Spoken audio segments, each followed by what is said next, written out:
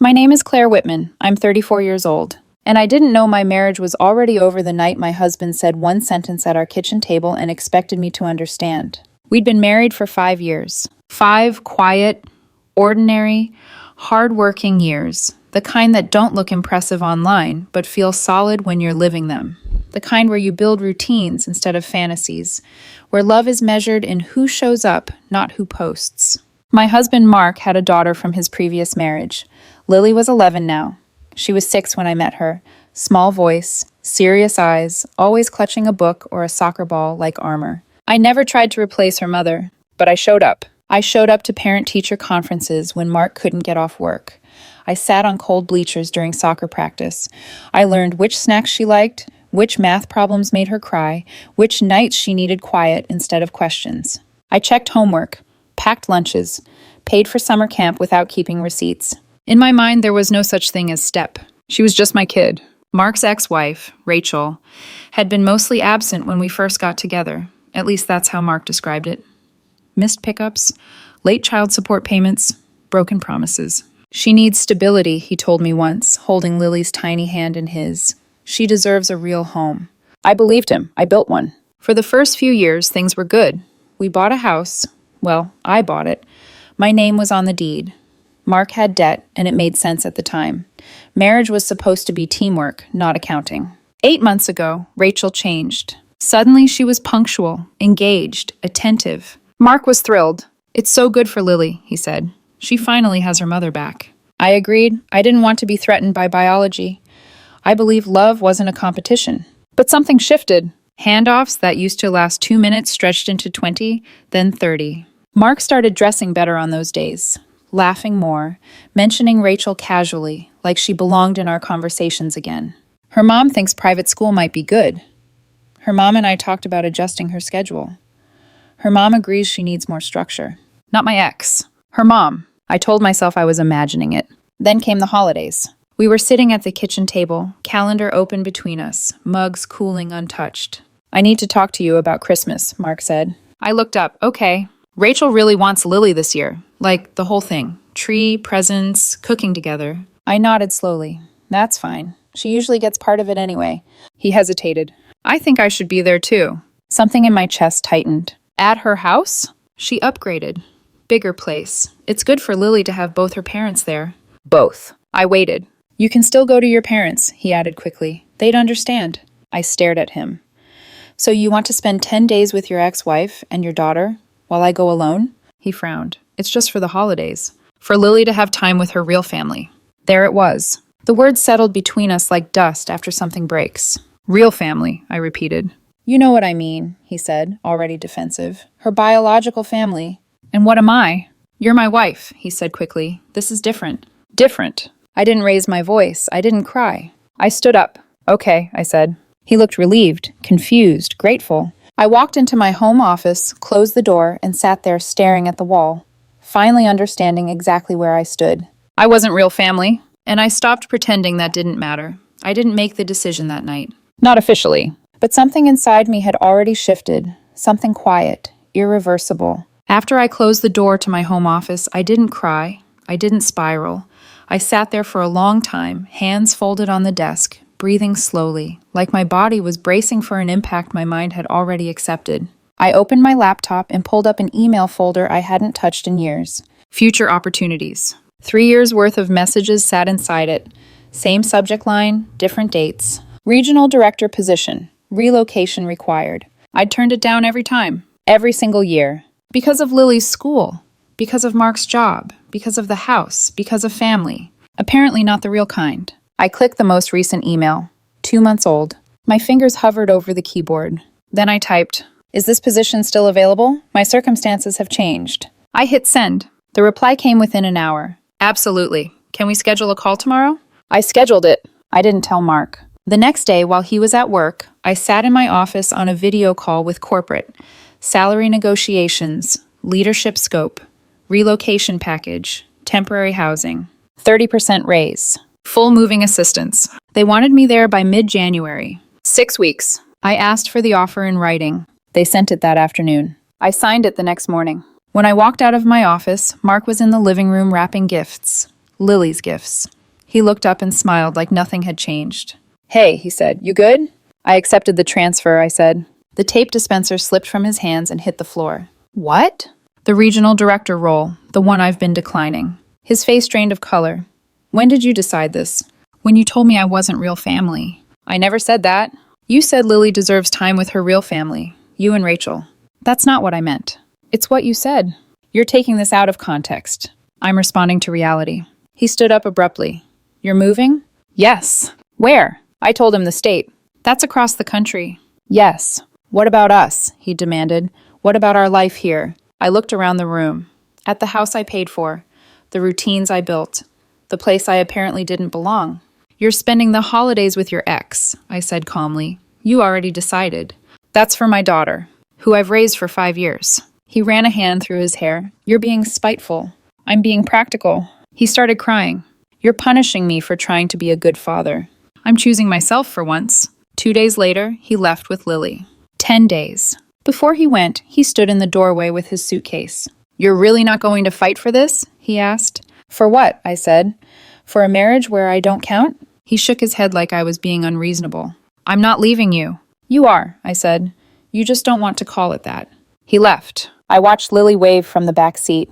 That part hurt. She didn't choose this. That afternoon, I called a real estate agent. The house was in my name. I told her I needed to sell fast. The sign went up the next day. That night, my phone buzzed. We made it. She's so happy to be here. I didn't reply. 10 minutes later, Rachel set up the guest room for us. It's really nice. I turned my phone face down. Everything was already in motion. And he still didn't understand that there was no way back. The first night alone in the house felt unreal, like living inside a photograph of my own life. The lights were the same. The furniture hadn't moved.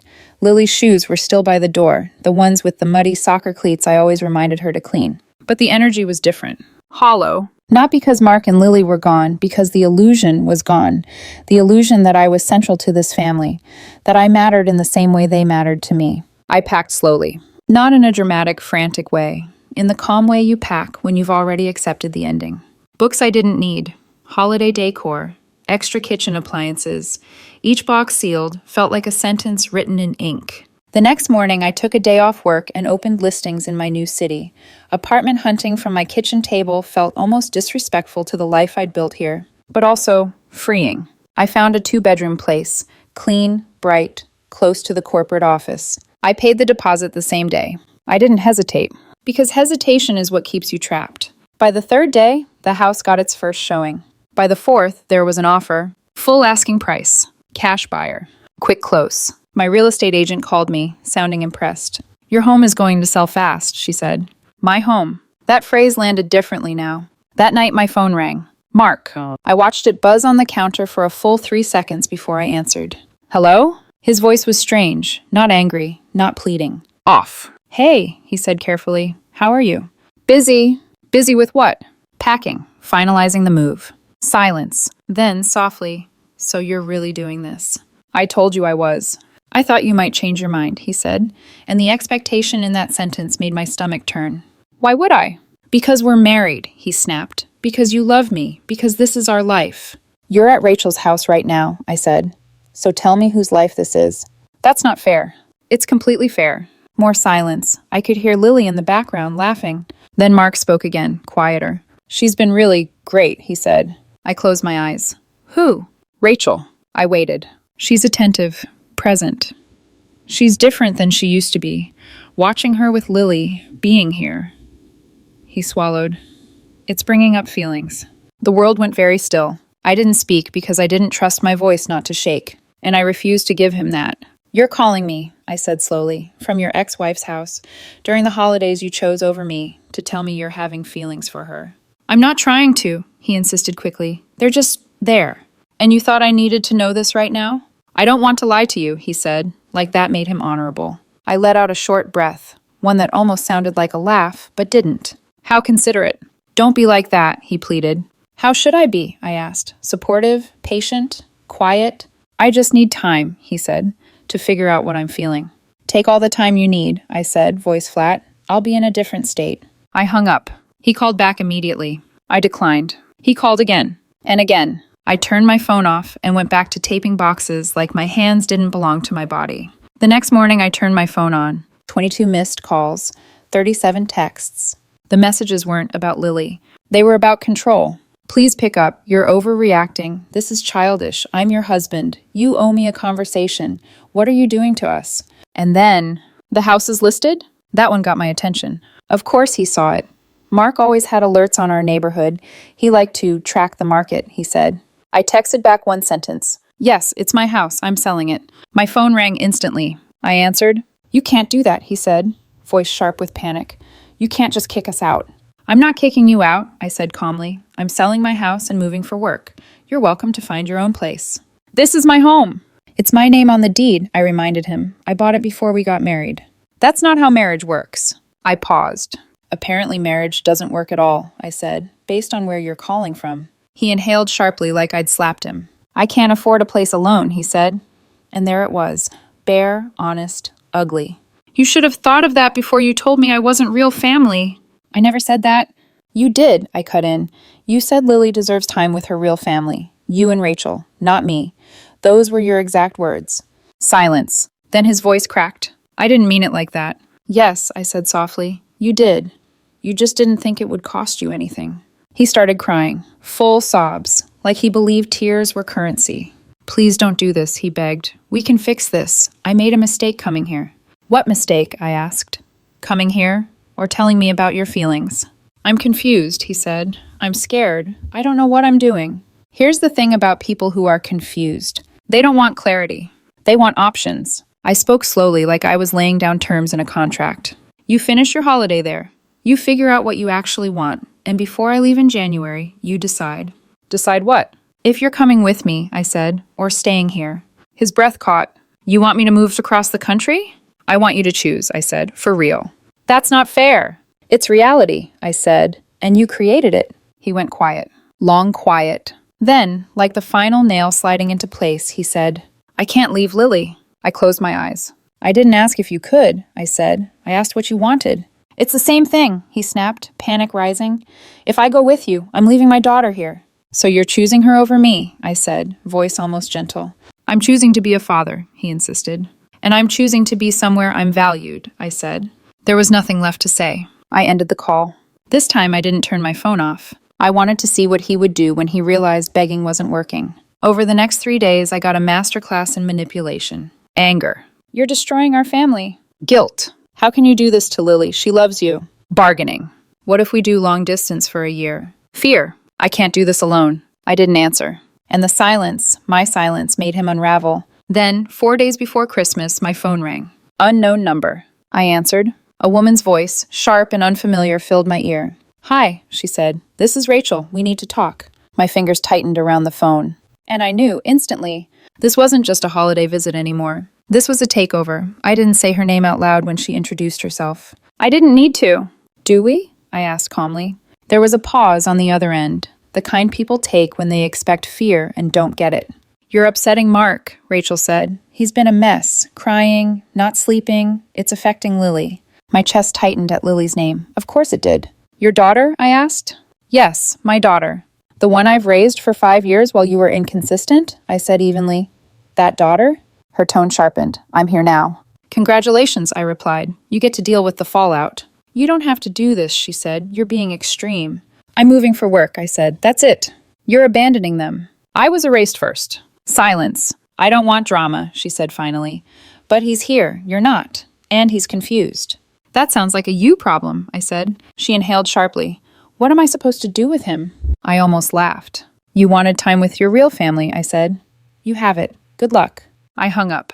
That night, I was in my office packing books when I heard the front door open. No text, no call. Just the sound of a suitcase dragging across hardwood. I stepped into the hallway as Mark walked in. His eyes were red. His face looked older, thinner, like he'd aged a year in 4 days. We need to talk, he said. So talk. I left, he said quickly. I came home. I'm choosing you. I studied him for a long moment. Is Lily here? I asked. No, he admitted. She's still with Rachel. So there it was. You didn't choose me, I said quietly. You hedged. That's not fair. If you chose me, I said, you would have come with your bags, with your daughter, with a plan. He broke down. I love you, he cried. I made a mistake. I don't want to lose you.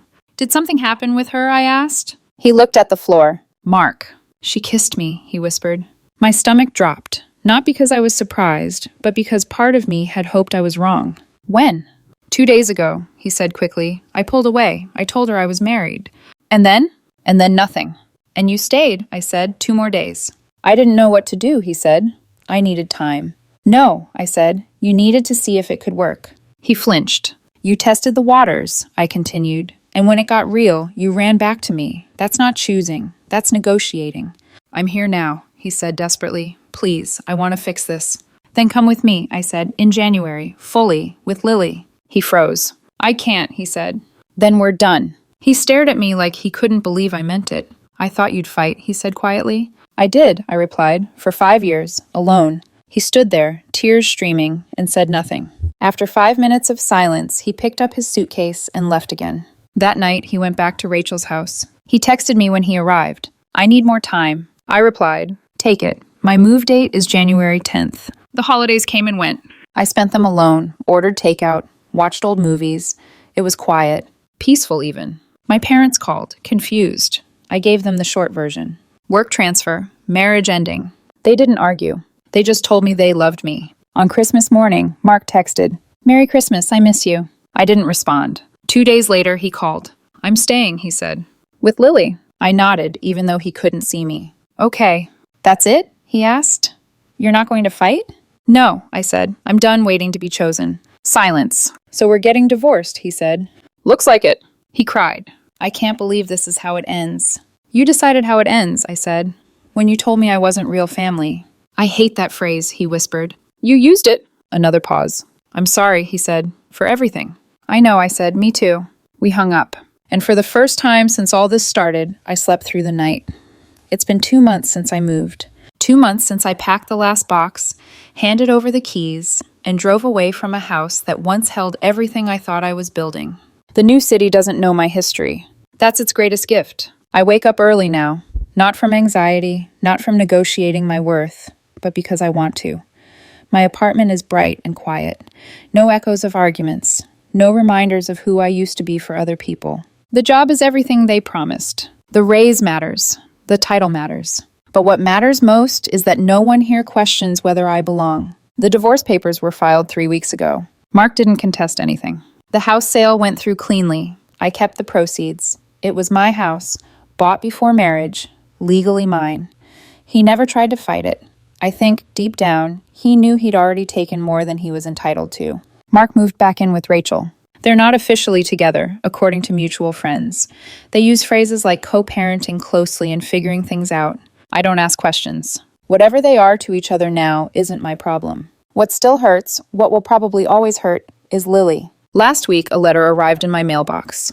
The handwriting was uneven, careful. I sat on the edge of my bed and read it slowly. She said she missed me. Said she didn't understand why I left. Said she hoped I was happy. I cried harder than I had at any point during the marriage. Because that was the loss no promotion could soften. I wrote back. I told her I missed her too. That sometimes adults make decisions that are hard to explain. That she should focus on school and soccer and being a kid. That I was proud of her. I don't know if I'll ever see her again. Probably not. That's the part people don't understand when they ask if I regret it. They assume regret comes from loneliness. From starting over. From being alone. But regret doesn't live there. Regret lives in the child I raised who isn't mine anymore. In the quiet moments where I wonder if I could have endured more. If I could have stayed smaller. Quieter. More accommodating. But then I remember the kitchen table. The coffee mugs. The way Mark said real family without realizing he was erasing me. I remember being expected to wait while he figured out his feelings. To stay while he chose. To accept scraps of belonging. And I know I couldn't have survived that. People ask if I'm better now. The answer is complicated. I regret how it ended. I regret the pain. I regret losing Lily. But I don't regret choosing myself. For once in that marriage, I didn't accommodate. I didn't wait. I didn't fight to be included where I wasn't wanted. Mark called me crying when he finally understood what my decision triggered. The move, the divorce, the end of everything. He thought I'd wait. Thought I'd fight. Thought I'd stay while he figured out his life. I didn't. And for the first time in years, my life feels like it belongs to me.